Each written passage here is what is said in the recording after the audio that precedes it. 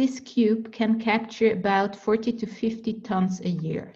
So if you compare it to trees, it's as efficient as 2,000 trees per year. Hello, I'm Sue Nelson, and thanks for joining me on Create the Future, a podcast brought to you by the Queen Elizabeth Prize for Engineering.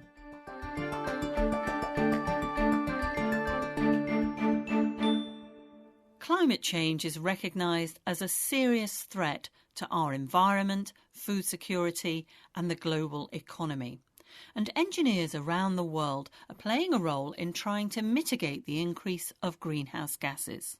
My guest is the Head of Research and Development for Climeworks, a company based in Zurich in Switzerland that built and operated the world's first commercial direct air capture plant of carbon dioxide. Nathalie Casas is a chemical and bioengineer. She studied at the Science and Technology University, ETH Zurich, and worked at the industrial company Saltzo before joining Climeworks in 2017. It's a company founded by engineers to reduce the effects of climate change, and considering we're all experiencing a current threat in the form of a pandemic, I began by asking Nathalie how seriously we need to take climate change right now. From my point of view, climate change is there. So even if we have another big issue to resolve for the moment, climate change will not vanish. So it needs to be taken very seriously. And also we don't have much time to lose. So we know already since decades that climate change is happening and we didn't really act on it. And now time is getting short and we need to do something. Do you see climate change as a specific challenge for engineers, for them to play a role in helping to determine the Earth's future? I think engineers can contribute quite a lot to the solution of climate change. Everybody needs to be aware of and everybody needs to work against it or do his share. But I think the engineers have the opportunity to deliver technology in order to mitigate it. From this perspective, I think being an engineer, we are in a good position to help also other people to make something against it. So let's go to this direct air capture plant that Climeworks has built and operates. How do these actually work? There are different technologies around, but the one we have, it's kind of a filter box where we suck the air through and the CO2 sticks into the material in the box and can then be released by heating the box and collected in a concentrated form.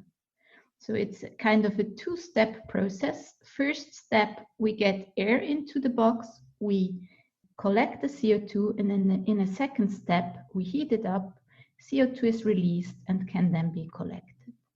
And how much carbon dioxide does a typical sort of plant remove each year from the air? So we have a very modular system. I don't know if you have seen the picture of our plant. So one box is, let's say, about 1.5 meter cube. And this cube can capture about 40 to 50 tons a year. That's incredible. Yeah, it's quite a lot. So if you compare it to trees, it's as efficient as 2,000 trees per year. That's a bit worrying to me, though. That signals warning bells to me. Does this mean we'll have more boxes instead of forests? No, definitely not. So I think we need to take care about our forest and we also need to plant trees. I'm absolutely not against trees and natural resources. But what I wanted to say is that our technology has also an edge. So we need less space and less water in order to capture a really big amount. I understand. And it's not just about reducing emissions, though, is it? You actually store the carbon dioxide and then sell it on. Yes, so there are two ways you can make use of this captured carbon dioxide. So one thing is to store it underground. This means it is separated from the atmosphere and actually removed. So if we want to reduce the concentration in the air, this is what we have to do. The other thing is the circular economy, which gets more and more attention in the last years. What does this mean? So a carbon which is in the air, so a CO2, is captured and then transformed to a material using electricity, for example, a fuel. So you have a CO2, you capture it, you transform it into a fuel, and then you burn the fuel and the CO2 is released again. So by doing this, the CO2 concentration in the air is not reduced, but you are not adding any CO2 to the air. Hence the sort of circular side of it. It's just going round and round in circles. And you can also sell pure carbon dioxide to food and drink industry, I'd imagine. Exactly. So this is also something we are doing now. So we sell CO2 to a mineral water supplier being Valser. This belongs to Coca-Cola in order to create the bubbles in the drink. Yes, I must admit, I'm a bit addicted to bubbles in sparkling water, and I'm never 100% sure whether I'm doing the right thing for the environment or not by having one of those CO2 canisters. But if it was to come from a sort of circular economy type method, then that would basically ease my conscience, wouldn't it? Yes, then you don't need to worry about the CO2 in your sparkling water. Good. Now, your job as head of research and development, R&D, what does a typical day involve for you? Describe what you do. I'm a chemical engineer by background. So what I do the whole day is basically I meet to the people in my team. I discuss their progress. I discuss the strategy. Where do we want to focus on in the next weeks? How can we improve our technology? And I'm more, I would say, in a strategic role. However, quite close to the technology. Of course, I'm head of R&D, so I need to, and I really like to, but I'm not doing the engineering by myself. So you're using your background in engineering to spot the potential in other engineering projects effectively. Exactly. So one thing is to spot potential, and the other thing is to set a strategy and the direction for my people.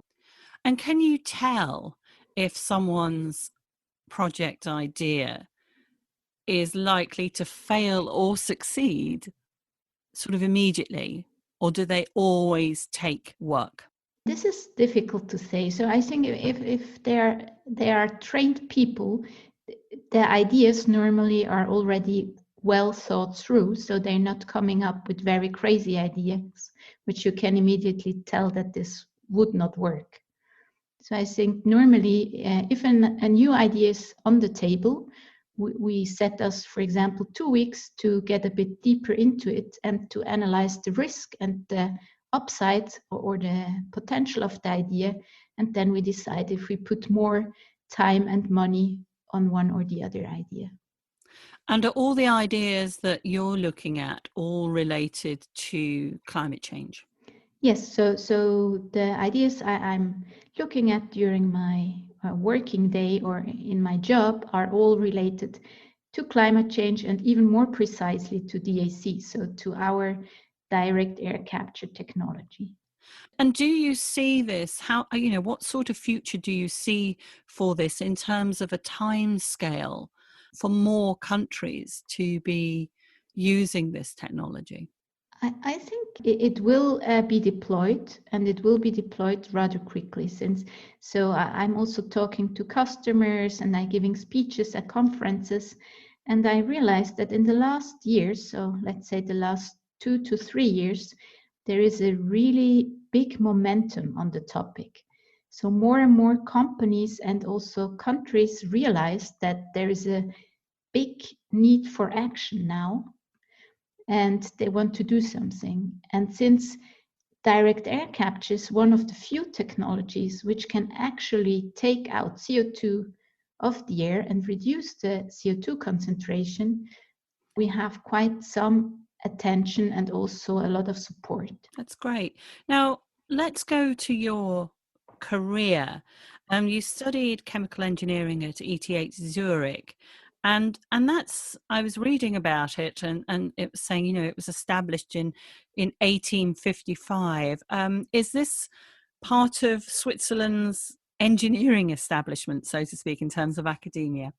Yes, so I think in Switzerland there are two federal schools on a university level where you can study engineering. And this is the ETH where I studied and the EPFL in Lausanne. So these are, in terms of, let's say, ranking, the two top universities in Switzerland when it comes to engineering. And how does Switzerland treat its engineers? One of the things about this podcast I found quite interesting is engineers from different countries, they often have different viewpoints. And so, say in India, engineering was always considered like a sort of admirable, this is the profession you want your children to go into. How was it in Switzerland? I would say it's also one of these professions you would like your children to work on or go to, since it's a very solid and profound education. And they are not enough engineers here in Switzerland. So getting a job is not that difficult since there is a lack of engineer. There are many engineers coming from outside, so from Germany or France or Italy, Spain, to support our industry. And there is quite some tradition in engineering in Switzerland as well. Yes, yes, absolutely. My mind immediately went to clocks, which is such a cliche, but I couldn't help it. I'm sure there's far more to it than that. I just thought, oh, precision watches. Why chemical engineering, though? What led you to make that choice at school to study further? I think I was quite open. So I was always interested in engineering, in chemistry, in biology, in material science. So my father is an engineer, so a mechanical engineer, and my mom is a microbiologist. And I remember when I was a kid, my mom had to go to work sometimes on the weekends. And when my father was traveling, I went with her. And then she allowed me to do some microscopic experiments or to mix some things in the lab. And this I really liked. So from early on, I was very fascinating. On the one hand, by engineering, by math, and on the other hand, also by the work you can do in the lab and by really little things. So I think it was kind of a compromise of my background. That's Yeah. really lucky, actually, isn't it? It's effectively having your parents as mentors, and also in a way doing it's like an informal internship too, because like you say, you're getting to see engineering from the inside from a very young age. Yes, so I really enjoyed it, and so also my father he loved engineering, so he was very passionate, and he was discussing things with me, so explaining me how things work, and we also often went to museums. So when we went to Paris, we went to the Cité des Sciences, and I really loved this with all these experimental setups and explanatory expositions. So It's a lovely museum, that, actually. I agree. It's really, really good. And from you did a master's and a PhD, and from there you went to work at Saltzo. This is this industrial company I mentioned earlier in the introduction. As something called an application manager. What is an application manager?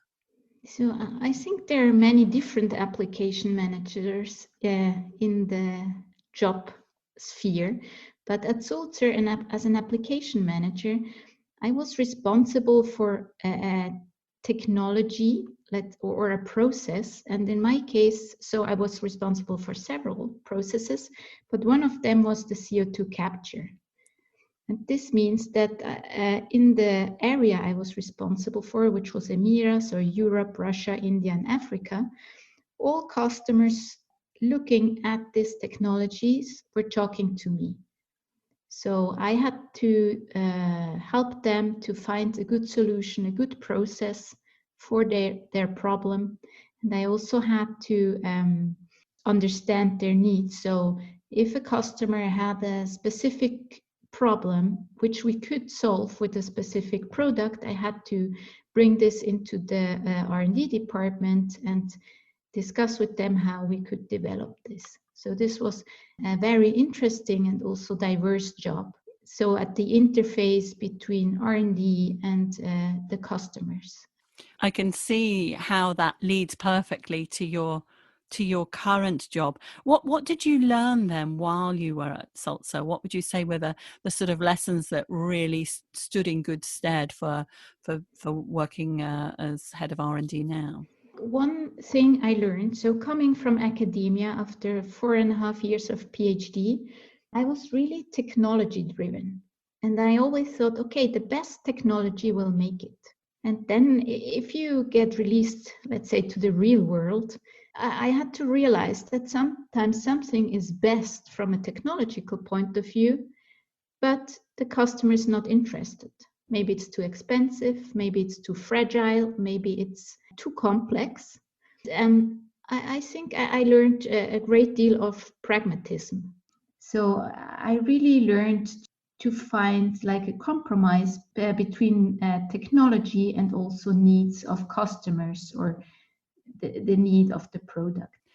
It sounds to me like a logical progression then for you to want to go to Climeworks as head of R&D. Was it as simple as that?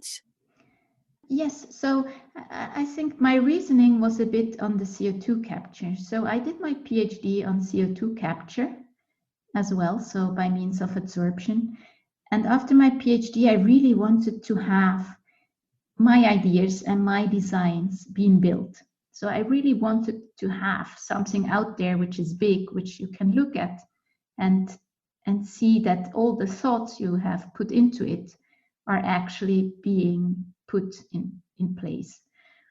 And then after several years at Solzier, I realized that I was like a really small part of a big construction or a big conglomerate, and that my ideas might be good but might also not be implemented because there are too many or not too many but really many people giving their opinion, making decisions.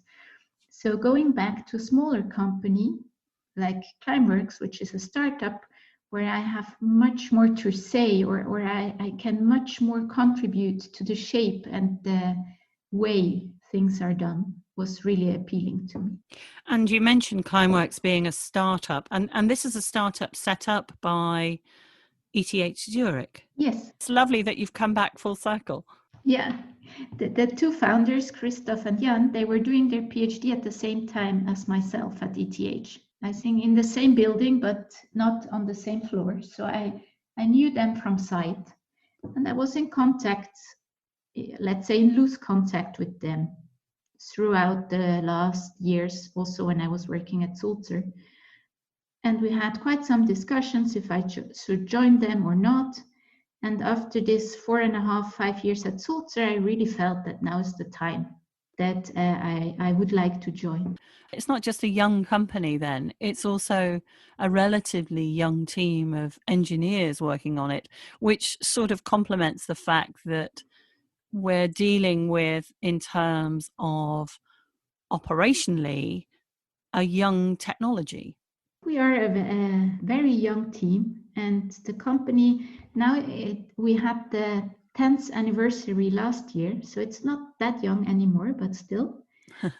And when it comes to the technology, I would say big part of it, it's not really a new technology, but the combination of all of it and some parts of it are really a new technology, as you mentioned. And now that everybody's having to work in a different way, you know, here we are doing our interview remotely using, you know, Zoom. And how has your work changed during the pandemic? So my personal work, I think I was working, or I was always sitting a lot in meetings and had a lot of chats with people. So now I'm sitting in the home office and I still have a lot of meetings and a lot of chats with people. Just not face to face.